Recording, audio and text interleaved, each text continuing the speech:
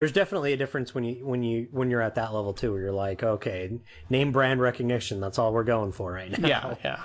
yeah. Which makes a really great segue into our review for this week. Okay. Uh, the Teenage Mutant Ninja Turtles reboot. This is directed by Jonathan Liebesman, produced by Michael Bay and the Platinum Dunes company that he owns, which pretty much specializes in horror movie remakes up until recently, with the exception of a few things. And this is fairly different because it's also co-produced or sort of co-financed by through Nickelodeon Studios, which usually skews quite a bit younger. Do you want to set it up plot-wise? There are some baby turtles that are exposed to a mutant gin, and basically April O'Neil comes and finds out, and there's this hidden Foot Clan underworld. I mean, it's the Ninja Turtles, like like one by one, like paint by number kind of thing. Yeah. Origin story.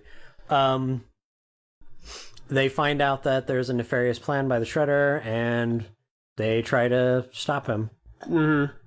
I mean, there's a few little subplots there, but not. There's a few ins and outs that I think distinguish it quite a bit story-wise from the previous films or the lore that we're used to. April O'Neil is now kind of in direct connection to their origin story. Yeah. There's this character played by William Fichtner, who's like a friend of April's father named Eric Sachs, who may or may not be on the level. Then there's Will Arnett, who plays, quote-unquote, the other guy. They actually call him that a few times in the movie, which is kind of funny. But he's there doing his thing. How did you feel about this movie? I mean, it was sort of obnoxious at times. But in general, I thought it was a Ninja Turtles movie, but for a very different generation. Mm-hmm. I don't know. I mean, you can definitely, there's parts where I still had, what's funny is I still don't have problems with like, oh, the design is so bad and this and that. That was never my issue, that a lot of people just like were going in preconceived, Michael Bay directed, which he didn't. Yeah. Kind of biased towards the film. I tried to go in as unbiased as possible, as usual, and I thought it was, mediocre fluff for kids. I mean, I didn't find it very offensive. I actually at times was okayly entertained. I don't think the acting was terrible. I don't know. I didn't find it offensive, but I mean, it definitely wasn't to par. I mean, I'm not gonna. This film's going to be regurgitated as soon as I watched it. It's gone now, almost. Yeah. Because you just saw it today. I did just see it today, and I saw it yesterday. Mm-hmm. And it's actually funny you say fluff, because there's this whole thing at the beginning of the movie. Will Arnett. Uh-huh. Will Arnett's talking to Megan Fox, who plays April O'Neil in this movie. And she wants to be a serious journalist and is trying to find the big scoop on the Foot Clan, and everyone's ignoring her for these other political stories and making her do kind of dumb human interest stories, like about trampolines or whatever. Right. And Will Arnett's character says something like, you know what, sometimes people just need fluff. They just need froth. And at that point I was like, oh, this movie's already apologizing for itself. I mean, I see what you're saying. Yeah. Okay. I think you're being a lot kinder to it than I'm going to be. I think this is pretty close to one of the worst movies I've seen this year. Okay. Maybe not the very worst, but definitely in the bottom three. So far.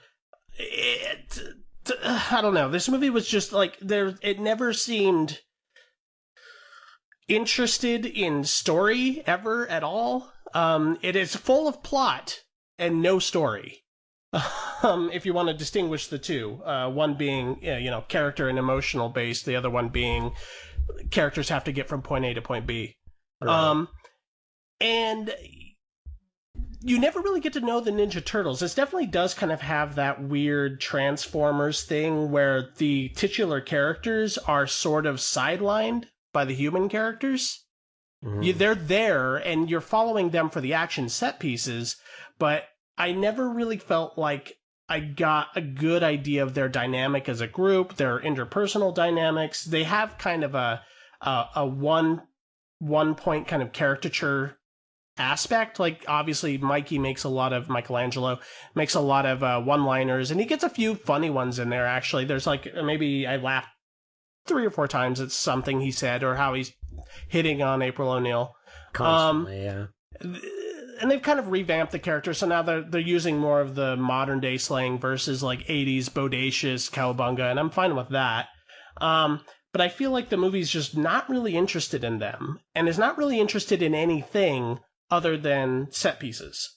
The 90% of this movie is them flying off of something or sliding down something. See, that, I don't know, one of my constant complaints, and it's kind of a dumb one. I still don't, I just find there to be some things that are like, for example, there's huge parts of buildings that fall off and literally hit people. And the people just kind of like get hit and they just kind of like fluff off to the side like nothing, like a huge part of a building didn't just collapse and kill them. Yeah. The other thing I had a problem with too, and I just bugs me, and again, I know this isn't for quote unquote people can point and say, well, it's not for your generation, man, just let it go. But I'm like, you go and you call them reptiles and you make sure to make a point of calling them reptiles. And the fact that they are, you know, from that species, that class of animals. But then you go ahead and have a huge set piece based around snow. It just bugs me. I'm sorry. It's just one of those things that I'm like, yep, they'd be dead. They'd be dead right now. I don't Every care single if one they're of them. mutants. I actually, I mean, that whole set piece really kind of stands out because A, it's long, and it's not a poorly done set piece. It's fine. It's also like, it's almost as if like Liebesman was just like a huge fan of In Her Majesty's Secret Service and like really wanted to shove that in this movie. Like, I have no idea why that happens or why that happens there. And also, you know, if you're comparing this one to the 1989 film, the 1990 film, there's something I think that movie does really well that this movie forgets to do completely. Among a lot of things, but specifically, I think New York City really becomes a character in original Turtles lore, and it's a big part of who they are, and New York plays a big part. I mean, even the Spider-Man movies do this better. And this movie, it could have took place anywhere. And most of the time does. Yeah, I can see what you're saying about that. I personally, the whole, the Saks Estates that is like a 4-hour drive into mountains, apparently, from New York. I don't understand why that was part of... that seemed a little actually disjointed. But, I mean, I feel like this is a movie you do have to shut down. I can't say that this is an abortion. I can't say that... I think it's pretty... I don't think it's an abortion because it's not ambitious enough to be an abortion. Okay. It's pretty lazy. And especially on a script level, I mean, you know, taking into account something like Guardians of the Galaxy, which came out last week, which tonally is pretty similar to what this is going for, and just does it quite a bit better. I mean, astronomically better. And you know, there's a lot of people. There's a lot of people out there that's already arguing for this movie, saying, "Yeah, but it's for kids. Like, you don't like it because you're an adult." It's like, that's fair, but there's movies that have been made for kids recently. The Lego Movie, Guardians of the Galaxy. Guardians of the Galaxy, I would say well, that's made for kind of a teen to adult age, but it plays wider. Sure. This movie, I just feel, and there's another thing, and you can tell me if you agree with this. I think this is a big indication of the problem I had with it, almost from scene 1. Okay. There's this weird kind of smart alecky tone going on throughout the whole movie and you feel this whenever the characters constantly break the fourth wall and they say, "Oh my God, I'm talking to a turtle. I can't believe there's talking turtles." And they keep mentioning this over and over again throughout the whole movie, pointing out the ridiculousness of the concept. And it's like, I kind of got the feeling after a while, it's like, oh, you guys just really feel like you're slumming it. Like, you really resent doing this movie. and it comes out in the writing. Hmm. Yeah, I don't know. I didn't go there with it. Again, I thought this was unoffensive. I just thought it was kind of mediocre, and eh. I mean, I guess I'm damning with faint praise, but Is that even faint praise? not really. I guess. Well, I mean, I'm saying it's not. I don't know. I just can't take it. I don't know. I can't really. I mean, I agree. I guess I kind of am one of those people that's like, it's for kids, and they're definitely. I could see 7-8-year-old boy liking it. Yeah. Yeah, and totally going for it, and kind of being, not kind of, just definitely being entertained. And you know what? Sometimes I was just kind of like, ooh, entertained. Some of the positives, I didn't think that they completely ignored the turtles. I thought that they were a big portion of it. You saw at least their brotherly interactions, or them being dumb with each other. When the movie remembers to, that's true. There's long stretches where nothing's really happening with them, or when they are on screen, they're running from something or sliding down something. There's a lot of sliding in this movie. We can agree on that. There's a lot of sledding. I'm having even a hard time contextualizing because I don't really feel like it garners much discussion. No, exactly. It's nothing. It's just like, yeah, that was fluffy. There's yeah, exactly. You summed up the movie. I think you did. You summed up the movie quite lovely right there with that little piece. But I don't know. I can't really. I look back at I think that the first Turtles movie, from my perspective, I guess, does do a little better. But I wouldn't say astronomically better. Well, I would say there's a nostalgia factor attached to it. No, there's definitely. I'm not going to call that movie a masterpiece or even a great film. Yeah. But there are certain things, there were certain studio standards, I feel, when it comes to storytelling that just don't exist anymore. That people it just doesn't matter. And a lot of the times, especially when they're fighting Shredder, who's all mech'd out in this movie, it felt like I was watching somebody play Tekken. See, okay, that's fair. I think no. Okay, I can. And I had about that much engagement with anything at any given time. I can't argue with any of any of the arguments. I'm like, yeah, that's true. That did seem like Tekken. No fatalities, but yeah, it's not like a big overblown. I think it's mildly offensive. I don't think that it is god awful as like the worst of the Transformer films or the worst moments of those films, but it edges that, and I think that it is. I think that kids deserve better. It reminded me, whether or not they'll watch anything. We already know they'll watch anything. To me, I thought it was similar to the first Transformers. Yeah, I thought actually pretty much. If I would say, I was like, well, it's kind of in similar grounds. But if you're going to I let them wash over me, and then I don't think I've never watched any of them again. If you're going to try and get me to defend a Transformers film, then this is how you can. What those movies do better, okay, or specifically the first one, is I think Michael Bay has a stronger visual sense than Jonathan Liebesman. Okay. And he's definitely kind of coloring in Bay's lines. You get that feeling, like he sets up shots really similar. There's whip pans all over the place, and the stuff that we kind of consider signature Michael Bay things. You mean the constant circling? Is that a whip pan? Yeah. Okay. And the lens flare and all of that stuff. But I think Liebesman doesn't have as strong of a sense of monumentality. That's not a word, but I just invented it. How to make the scene feel as big as possible, and there is something about those Transformer movies, as tiring as they get, that every single shot is for maximum impact, and I don't feel like Liebesman's as good as that. He feels kind of, I don't know. I can feel him trying to do it, and I can see where he doesn't do it as well. Well, the one thing I noticed about him is he did a lot more of the shaky cam. Yeah. Specifically specifically in action scenes too, because I don't know, it even seems similar to like Battle LA kind of thing. I don't know. I just can't find. You can't find the hate inside of yourself. I can't muster it.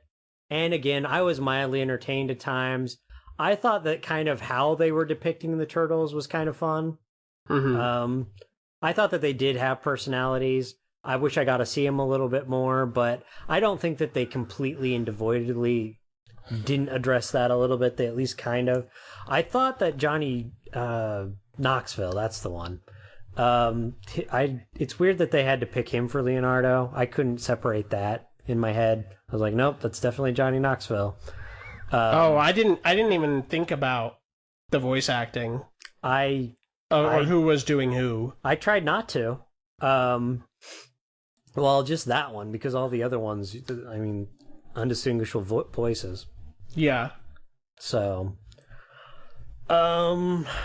yeah, I can't muster anything. It's not even the heat, I promise. It's just literally the movie. I just can't. No, yeah, it's nothing. It's light as a feather. There's nothing to it. And I've told you this before, that offends me more. Laziness offends me more than a grand disaster. And I see and I know that's one of your aesthetic things, and I don't think that's a bad thing to have.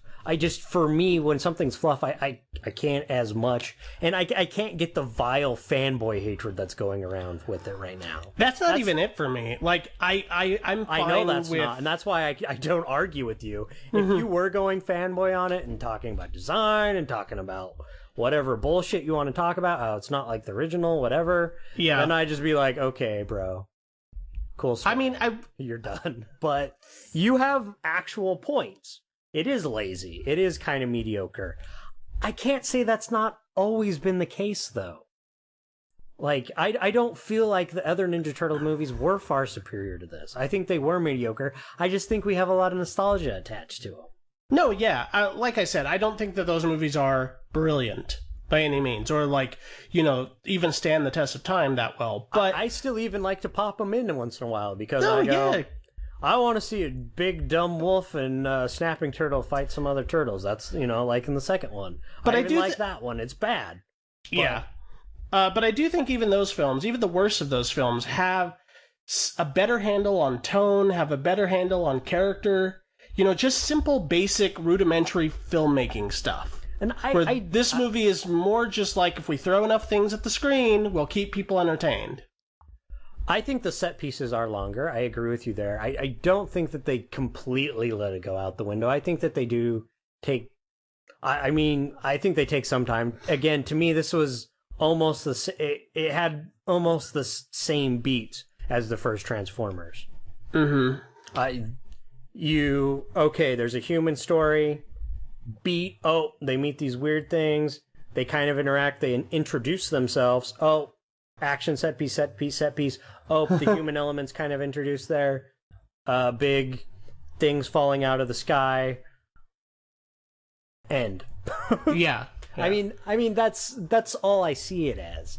And so I don't know. And see, you talk about, I think old films kind of had to go back to those things, relying on, great things like storytelling and everything. Yeah.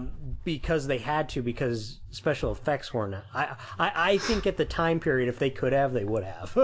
Well, no, that you could be right about that. They were definitely working within limitations. So they had to be more creative to get there. I think that's a problem with... That's kind of why, sci-fi and some of the fantasy is kind of failing, when you've got Lord of the Rings versus The Hobbit, and you see, the Hobbit being such big spectacle pieces and not really getting into the characters or being about that world as much. And I think it's all about how easy the technology's become. Yeah, too easy. I think it's too easy, but I think there's going to be a breaking point. Knock on wood, I hope there is. But again, I can't really necessarily say this is a lot better. Maybe I think maybe minusculely you're correct. And it didn't have any weird magical Splinter astral projecting his soul into the fire kind of moments, but I mean, I know that's what you were really missing. Come on, just Well, say it. there's weirdly enough, there's a lot of beats from this movie. You talked about how it kind of matched the Transformers. And also, there's a lot of beats that are from the first. Oh yeah, completely. From the first Turtles movie, and you can kind of line them up. Agreed. But I just don't care. I don't care about anything about this movie. Well, if you Xerox Transformers and then you Xeroxed that first movie and you put them together and then did a Xerox of both of them, that's what this movie was. Does that make sense? It doesn't at all. Let's go ahead and get into the next review, which is our Netflix homework, which you assigned me last week. Catherine